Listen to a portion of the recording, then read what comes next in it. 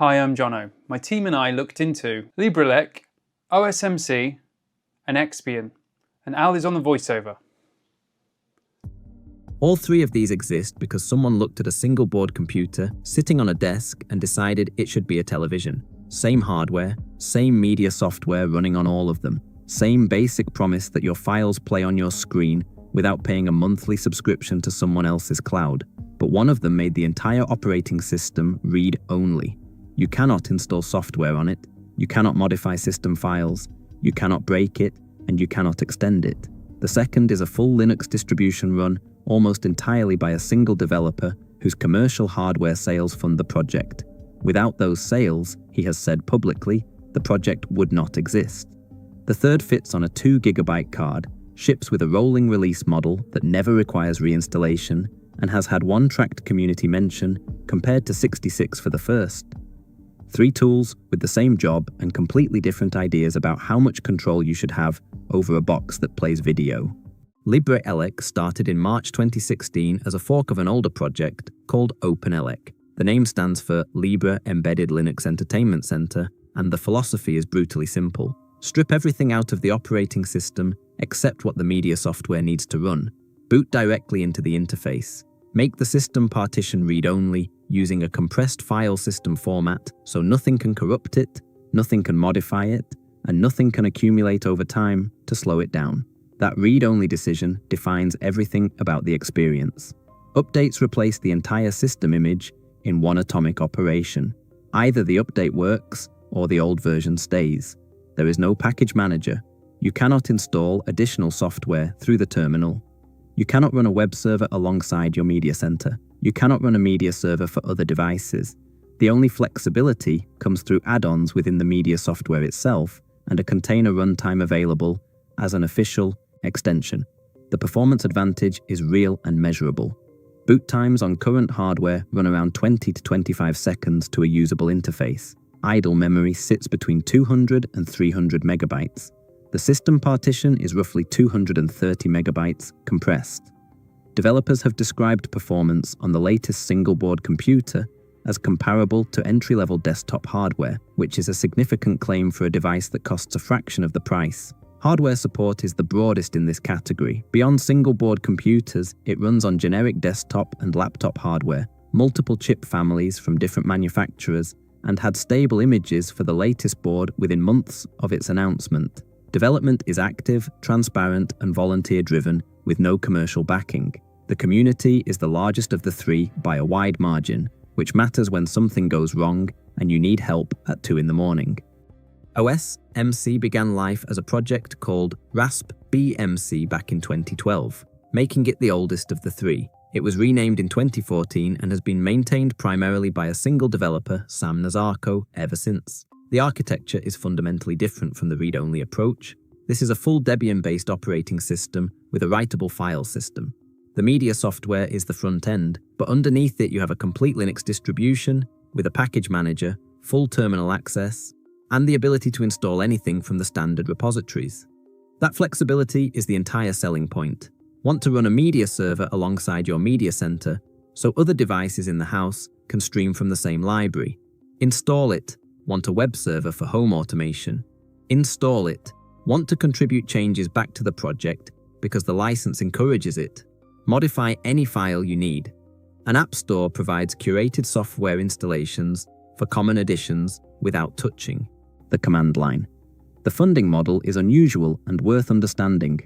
Nazarko designs and sells commercial hardware called the Vero series, purpose-built devices optimized for the software. He has said publicly that those sales effectively sponsor development on the single-board computer platform and keep the entire project alive. Without them, there would be no support for the community hardware at all.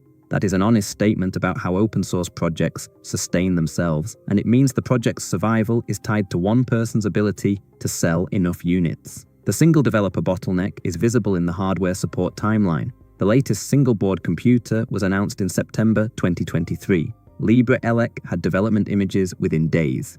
As of February 2026, OSMC's support is still in development. The port requires a migration between Debian versions and a move to 64-bit architecture, which is a significant undertaking for one person. The software still runs well on older hardware and the community is engaged, but anyone buying the newest board today cannot use this option. Xbian takes a third approach. It is a minimal Debian-based system like the previous option, but uses a rolling release model, meaning there are no major version numbers. You install it once and updates arrive weekly, continuously moving the system forward without ever requiring a reinstallation. The base fits on a 2 GB card with a system footprint of roughly 600 megabytes, and it uses a file system with built-in snapshot and compression capabilities that offers better data integrity than the standard format. The project ships with tools pre-installed that the other two leave to users: download managers, media automation software, a remote desktop server.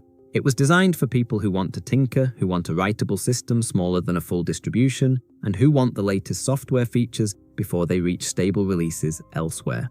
The development activity tells a different story from the philosophy. The last major hardware announcement was support for the Generation 4 board in 2019. There is no clear timeline for the latest board. Forum activity is minimal.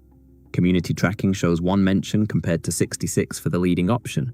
The rolling release model means updates still arrive, but major new features and new hardware support are slow to materialize. Whether this constitutes maintenance mode depends on your expectations. The software works on the hardware it supports. Weekly packages continue to ship, but the gap between the active development of the leading project and the quiet incremental movement here is wide enough that choosing this option for new hardware means accepting that support may never arrive. For users with older boards who value the rolling model and the smaller footprint, it remains functional. For anyone buying current hardware, it is not a realistic choice today.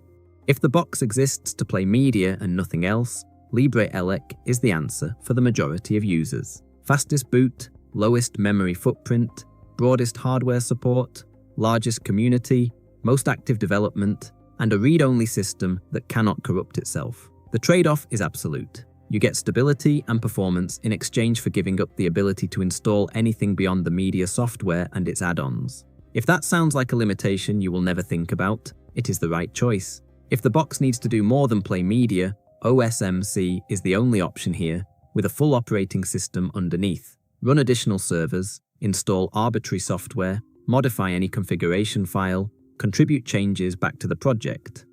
The trade-off is that a writable file system can corrupt, a full distribution uses more resources, and the single developer bottleneck means new hardware support arrives months or years after the competition. If you own older hardware and want flexibility, it delivers. If you own the latest board, you are waiting. Xbian occupies a narrow space between the two, smaller than a full distribution, writable, unlike the read-only option, rolling updates that never require reinstallation. But the community is a fraction of either alternative, the development pace has slowed visibly, and the newest mainstream board is not supported with no public timeline for when it will be. For tinkerers running older hardware who specifically want the rolling model, it works. For everyone else, the choice is between the fastest dedicated media experience and the most flexible general-purpose system. All three are open source. All three collect zero telemetry. All three play the same media formats because the playback is handled by the same software underneath. The difference is not what they play, it is what they let you do with everything around the playback. Every choice is a trade-off. At least now you know what you're trading.